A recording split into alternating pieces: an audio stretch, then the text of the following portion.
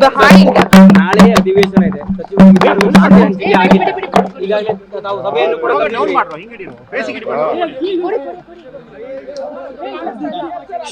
ಖಾತೆ ಏನ್ ಹಂಚ್ಬೇಕು ಎಲ್ಲ ಗವರ್ನರ್ ಆಫೀಸ್ ಹೋಗಿದೆ. ಅವರು ಲಿಸ್ಟ್ ನ ಬಿಡುಗಡೆ ಮಾಡ್ತಾರೆ. ನಾನು ಅನೇಕ ಕನ್ಸಲ್ಟೇಷನ್ ಮಾಡಬೇಕು ಎಲ್ಲ ಮಾಡಿ ಕಳ್ಸಿಕೊಟ್ಟಿದ್ದೀನಿ. ಈಗ ನಮ್ಮೆಲ್ಲ ಮಂತ್ರಿಗಳನ್ನ ನಮ್ಮ ಪಕ್ಷದ ಒಂದು MLCಗಳನ್ನ ಕೂಡ ಕರೆದಿದ್ದೀನಿ. ನಾಳೆ ಏನ್ ಮಾಡಬೇಕು ಅನ್ನೋದ್ರಿಂದ ನಾವು ಕೂಡ ರಾಜಕೀಯವಾಗಿ ಚರ್ಚೆ ಮಾಡಬೇಕು. ಇದ್ದೀನಿ ಕಾವೇರಿ ವಿಚಾರದಲ್ಲಿ ಅಪೀಲ್ ಆಗ್ಲಿಕ್ಕೆ ಏನ್ ವ್ಯವಸ್ಥೆ ಮಾಡಬೇಕು ನಾವು ಮಾಡಿದ್ದೀವಿ. ಈಗ ವಿಪಕ್ಷಗಳು ಕೂಡ ತಾವು ಬಿಡದಿ ವಿಚಾರ ಸೇರಿದಂತೆ KPSC ವಿಚಾರಗಳನ್ನು ತಗೊಂತೀವಿ ಅಂತ ಹೇಳ್ತಿದ್ದಾರೆ. ನಾಳೆ ಅಧಿವೇಶನ ಇದೆ. ಸಚಿವ ವಿಚಾರಗಳು ಖಾತೆ ಹಂಚಿಕೆ ಆಗಿದೆ. ಈಗಾಗಲೇ ತಾವು ಸಭೆಯನ್ನು ಕೂಡ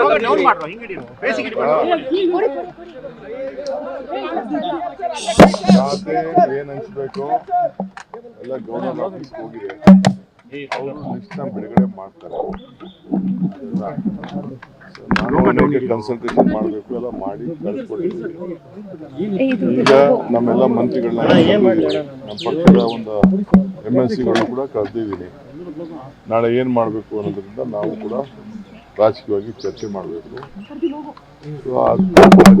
ಇದ್ದೀನಿ ಕಾವೇರಿ ವಿಚಾರದಲ್ಲಿ ಅಪೀಲ್ ಆಗ್ಲಿಕ್ಕೆ ಏನ್ ವ್ಯವಸ್ಥೆ ಮಾಡಬೇಕು ನಾವು ಮಾಡಿದ್ದೀವಿ. ಈಗ ವಿಪಕ್ಷಗಳು ಕೂಡ ತಾವು ಬಿಡದಿ ವಿಚಾರ ಸೇರಿದಂತೆ KPSC ವಿಚಾರಗಳನ್ನು ತಗೊಂತೀವಿ ಅಂತ ಹೇಳ್ತಿದ್ದಾರೆ. ನಾಳೆ ಅಧಿವೇಶನ ಇದೆ. ಸಚಿವ ವಿಚಾರಗಳು ಖಾತೆ ಹಂಚಿಕೆ ಆಗಿದೆ. ಈಗಾಗಲೇ ತಾವು ಸಭೆಯನ್ನು ಕೂಡ